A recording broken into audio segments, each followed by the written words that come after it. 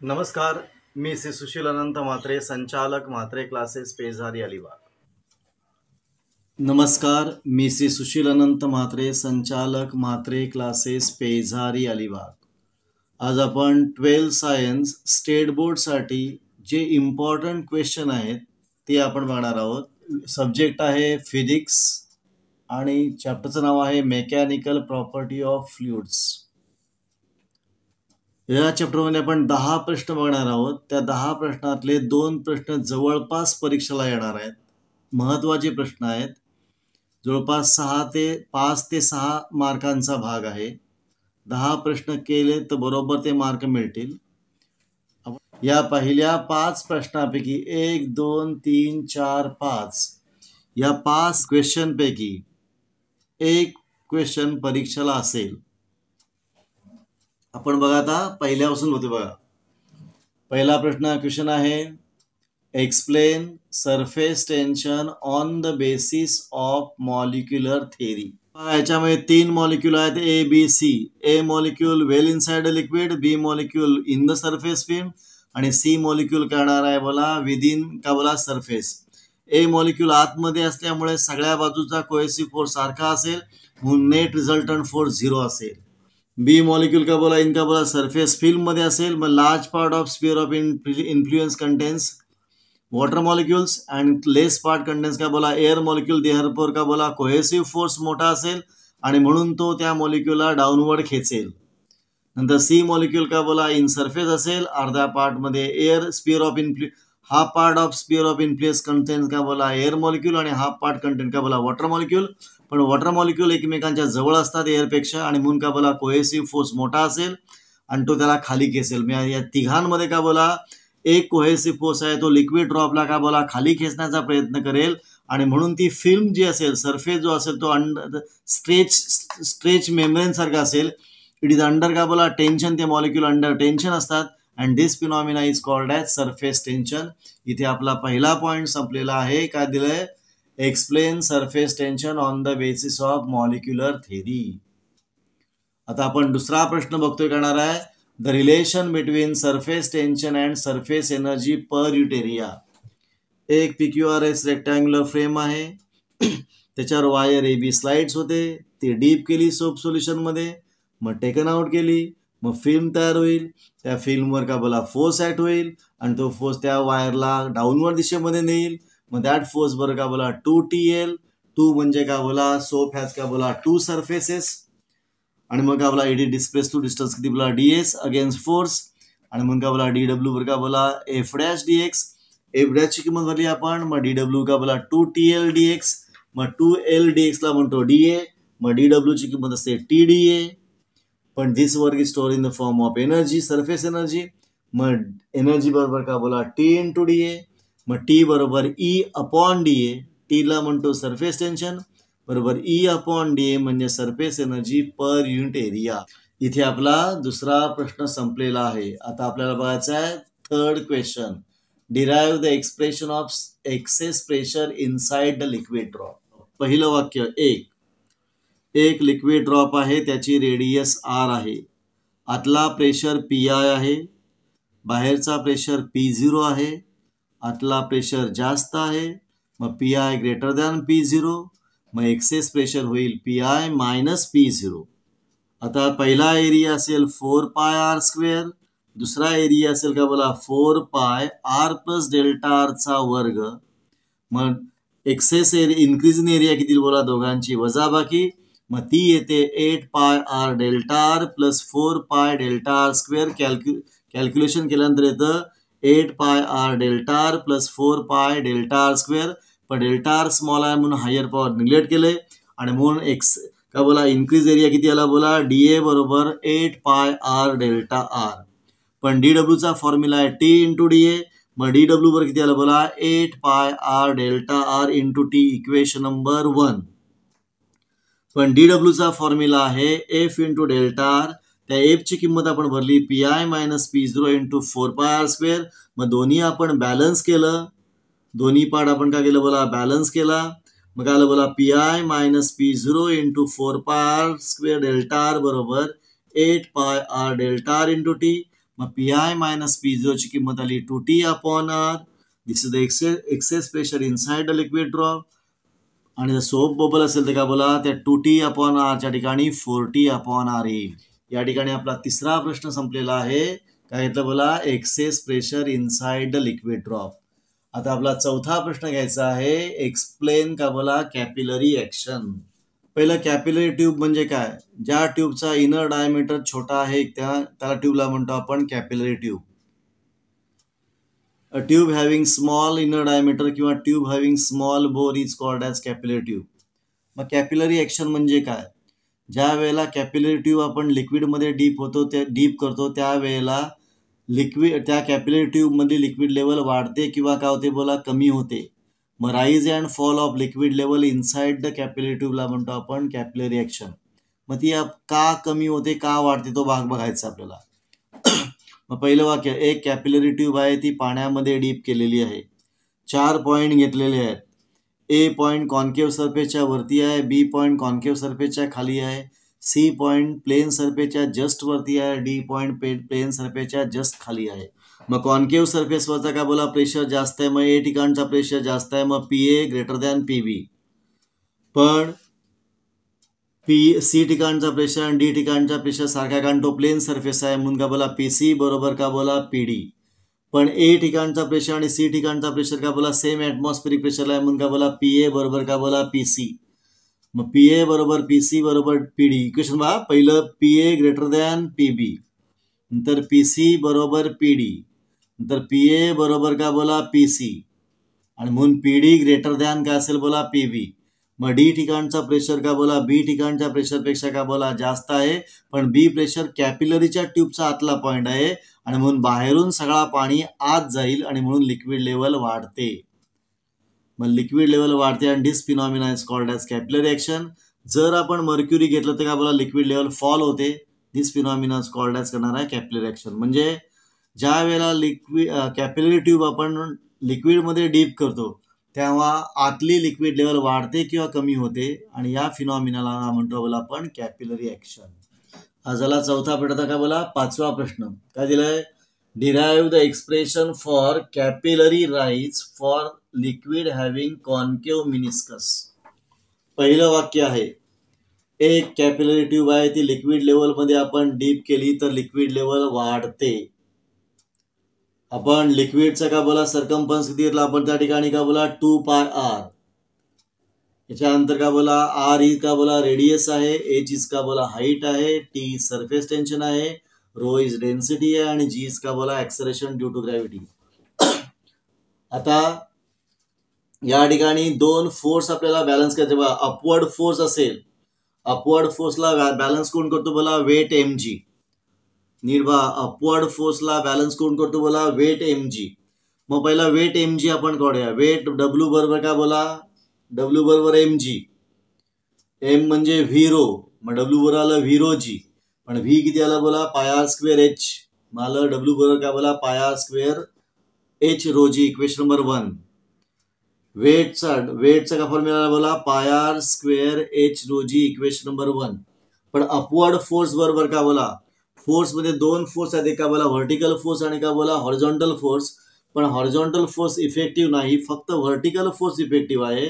मग vertical force किती असेल बोला 2 त्या ठिकाणी T cos theta. Vertical force किती असेल बोला T cos theta into circumference म्हणजे 2πr. मग व्हर्टिकल फोर्स किती आलं T cos theta into 2πr. Equation number 2. मग आपण दोन्ही इक्वेशन बॅलन्स केली. 2πr T cos थिटा बरोबर काय आलं बोला πr square h rho g, आणि दोन्ही बॅलन्स केल्यावर h ची किंमत आली 2T cos theta upon r rho g. इथे करणार आपला derive the expression for capillary rise for liquid having का बोला कॉन्केव्ह मिनिस्कस. आता नीट बघा, आपले हे 4 1 2 3 4 5 या 5 प्रश्नातला एक प्रश्न 3 ते 4 मार्काला येतोच. तो नीट तुम्ही करायचा आहे. पहिल्या 5 प्रश्नातला एक प्रश्न 4 मार्काला येतोच. आता 6 7 8 9 10 या खालच्या 5 प्रश्नातला एक प्रश्न 2 ते 3 मार्काला येतोच. जेव्हाचा 4 मार्काचा भाग आहे आणि खालचा का बोला 2 ते 3 म्हणजे टोटल 6 ते 7 मार्काचा भाग आहे. आपण बघणार आहोत obtain the expression for terminal velocity. ज्या वेळेला एखादा लिक्विड ड्रॉप वरून खाली येतो त्यावेळेला त्याचा वेग वाढत जातो. पण ज्या वेळेला एक अशी एक कंडिशन येते की upward force is equal to काढणारा डाऊनवर्ड फोर्स, त्यावेळेला तो कॉन्स्टंट वेगाने मॅक्सिमम वेगाने काढणारा खाली येतो आणि त्याच वेगाला म्हणतो आपण टर्मिनल व्हेलॉसिटी. एक लिक्विड ड्रॉप आहे, त्याची रेडियस आर आहे, त्याची डेन्सिटी रो आहे. Falling under gravity of liquid of density किती बोला सिग्मा. मग या ठिकाणी टोटल अपवर्ड फोर्स बरोबर का बोला टोटल डाऊनवर्ड फोर्स. पण डाऊनवर्ड फोर्स म्हणजे किती बोला वेट mg. पहिला आपण डाऊनवर्ड फोर्स करूया. डाऊनवर्ड फोर्स म्हणजे काय बोला वेट mg. वेट mg म्हणजे काय बोला mg म्हणजे काय आला बोला व्ही रो जी. वेट mg किती बोला व्ही रो जी. पण व्ही ची किंमत काय बोला स्पिअर का बोला 4/3 पाय आर क्यूब. आणि म्हणून वेट mg वेटचा फॉर्म्युला बोला 4/3 पाय आर क्यूब रो जी. हा डाऊनवर्ड डायरेक्शन मध्ये. टोटल डाऊनवर्ड फोर्स किती आला बोला 4/3 पाय आर क्यूब रो जी. आता टोटल अपवर्ड फोर्स का असेल बोला विस्कस फोर्स, त्याला म्हणतो 6 पाय इटा आर व्ही. आणि का बोला अपथ्रस्ट ऑफ मीडियम त्याला म्हणतो आपण 4/3 पाय आर क्यूब का बोला सिग्मा जी. 4/3 पाय आर क्यूब सिग्मा जी. नीट बघा. टोटल अपवर्ड फोर्स बरोबर total downward force. Total downward force बरोबर त्याचं वेट म्हणजे mg. m म्हणजे व्ही रो जी. व्ही ची किंमत 4/3 पाय आर क्यूब. मग 4/3 पाय आर क्यूब रो जी हे झालं डाऊनवर्ड फोर्स. मग अपवर्ड फोर्स म्हणजे विस्कस फोर्स 6 पाय इटा आर व्ही. अजून कोण आला बोला त्या ठिकाणी का बोला अपथ्रस्ट ऑफ मीडियम त्याला म्हणतो परत तेच 4/3 पाय आर क्यूब सिग्मा जी. मग टोटल डाऊनवर्ड फोर्स बरं का बोला टोटल अपवर्ड फोर्स. आणि दोन्ही आपण बॅलन्स करतो आणि त्या ठिकाणी आपण व्ही ची किंमत काढतो, टर्मिनल व्हेलॉसिटीची किंमत काढतो. व्ही बरोबर 2/9 आर स्क्वेअर जी कंसामध्ये रो मायनस सिग्मा अपॉन इटा. अँड दिस एक्सप्रेशन इथे आपला हा 6वा प्रश्न संपलेला आहे. आता आपण घेतो 7वा प्रश्न. त्याला म्हणतो आपण क्रिटिकल व्हेलॉसिटी. 7वा प्रश्न का बोला क्रिटिकल व्हेलॉसिटी. क्रिटिकल व्हेलॉसिटी म्हणजे काय बघा ज्या व्हेलॉसिटीच्या वरती streamline flow is converted into का बोला टर्ब्युलंट फ्लो त्याला म्हणतो आपण क्रिटिकल व्हेलॉसिटी. मग व्हीसी बरोबर रेनॉल्ड नंबर RN इंटू इटा अपॉन रो डी. हा झाला आपला क्रिटिकल व्हेलॉसिटी. आता रेनॉल्ड नंबर. मग त्या क्रिटिकल व्हेलॉसिटीचा फॉर्म्युला किती आहे बोला व्हीसी बरोबर RN म्हणजे रेनॉल्ड नंबर इटा रो डी. याच्यावरनं RN ची किंमत काढली व्हीसी रो डी अपॉन इटा. काय किंमत आली रेनॉल्ड नंबरची RN बरोबर VC rho D upon N. मग आता या रेनॉल्ड नंबरला काय बोला युनिट नसतं डायमेन्शन नसतं. रेनॉल्ड नंबरची किंमत 1000 पेक्षा जर कमी असेल तर फ्लो असतो स्ट्रीमलाईन फ्लो. तो 2000च्या वरती असेल तर फ्लो असतो टर्ब्युलंट फ्लो. आणि 1000 आणि 2000च्या मध्ये असतं तर का बोला स्ट्रीमलाईन फ्लोचं रूपांतर का बोला टर्ब्युलंट फ्लो मध्ये होतं. 1000च्या खाली स्ट्रीमलाईन, 2000च्या वरती टर्ब्युलंट आणि 1000 2000च्या मध्ये स्ट्रीमलाईन इज कन्वर्टेड इनटू का बोला टर्ब्युलंट फ्लो. आता आपला क्रिटिकल व्हेलॉसिटी पार्ट संपला आणि रेनॉल्ड नंबर पार्ट संपला. आता 8वा प्रश्न काय घेतला बोला आपण state and explain Newton's law of viscosity आणि Stokes law. Newton's law of viscosity काय बघा स्ट्रीमलाईन फ्लो मध्ये viscous force acting on any layer. Streamline flow मध्ये viscous force acting on any layer is directly proportional to एक area A आणि second velocity gradient त्याला म्हणतो dv/dx. Newton's law of viscosity का बोला फॉर स्ट्रीमलाईन फ्लो का बोला viscous force acting on any layer directly proportional to एक area आणि सेकंड व्हेलॉसिटी ग्रेडियंट. सेकंड का बोला velocity gradient. F directly proportional to A, F directly proportional to dv/dx, F proportional to A dv/dx. F बरोबर eta A dv/dx. इटाला म्हणतो आपण coefficient of viscosity आणि unit असतो वेळेला newton second per metre square. मग स्टोक्स लॉ काय आहे viscous force acting on any layer is directly proportional to काय घेतलं बोला आपण एक कोइफिशियंट ऑफ विस्कोसिटी इटा, सेकंड रेडियस ऑफ स्पियर, तिसरं वेलोसिटी ऑफ का बोला फ्लुइड. काय बोला एफ बरोबर एफ प्रपोर्शनल टू इटा आर व्ही, एफ बरोबर का बोला के इटा आर व्ही, त्या के ची किंमत असते 6 पाय म्हणून एफ ची किंमत असते 6 पाय इटा आर व्ही. आता आपण 9वा प्रश्न बघतोय स्टेट इक्वेशन ऑफ कंटिन्युटी. मग इक्वेशन ऑफ कंटिन्युटी काय बघा, व्हॉल्यूम रेट ऑफ फ्लो, कोण volume rate of flow of कसला incompressible fluid for steady flow. पुन्हा बघा कोण volume rate of flow of का बोला incompressible fluid for steady flow is same throughout the flow. जे व्हॉल्यूम रेट हा का असतो बोला सेम असतो. पुन्हा नीट का बघा volume rate of flow of incompressible fluid for steady flow is same throughout the flow. तो व्हॉल्यूम रेट जो असेल तो स्टेडी असतो. मग ए इंटू व्ही बरोबर कॉन्स्टंट, ए ला म्हणतो एरिया ऑफ क्रॉस सेक्शन आणि व्ही ला का म्हणतो आपण स्पीड ऑफ लिक्विड. आता शेवटचा फॉर्म्युला काय बोला स्टेट बर्नॉलीज प्रिन्सिपल. मग स्टेट बर्नॉलीज प्रिन्सिपल काय प्रिन्सिपल आहे, work done per unit volume, कोण work done per unit volume of fluid, work done per unit volume of fluid by surrounding fluid is equal to का बोला sum of kinetic and potential energy per unit volume. नीट आहे का, work done per unit volume is equal to sum of changes in kinetic energy and potential energy per unit volume.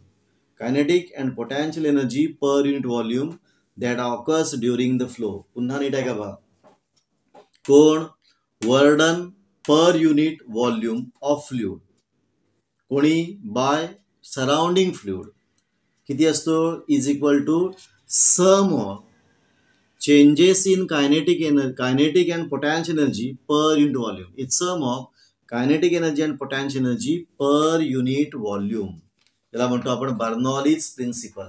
मग बर्नॉली equation काय असेल बोला P1 plus half rho P1 square plus row GH1 बरोबर का बोला P2 plus half rho V2 square plus row GH2 किंवा काय बोला P plus half rho V square plus row GH बरोबर का बोला कॉन्स्टंट. इथे आपला हा पॉईंट संपला बर्नॉली इक्वेशन. या 6, 7, 8, 9, 10 या 5 प्रश्नांपैकी एक प्रश्न 2 ते 3 मार्काला येईल. पहिल्या 5 प्रश्नातला एक प्रश्न 3 ते 4 मार्काला येईल आणि या दुसऱ्या 5 प्रश्नातला एक प्रश्न 2 ते 3 मार्काला येईल. आपले 10 प्रश्न झालेले आहेत. हा मी 6 ते 7 मार्कांचा भाग झालेला आहे. आपला इथे टॉपिक संपलेला आहे. आपण इथं थांबूया. तुम्हाला हा व्हिडिओ कसा वाटला, चांगला वाटला असेल, आवडला असेल तर शेअर करा, सबस्क्राईब करा. जास्तीत जास्त मुलांपर्यंत हा पोचला पाहिजे. शिकवणं एकदम सुंदर आहे, सहज कळणार आहे. इथं मी थांबतो. पुन्हा आपण भेटू नवीन व्हिडिओ घेऊन.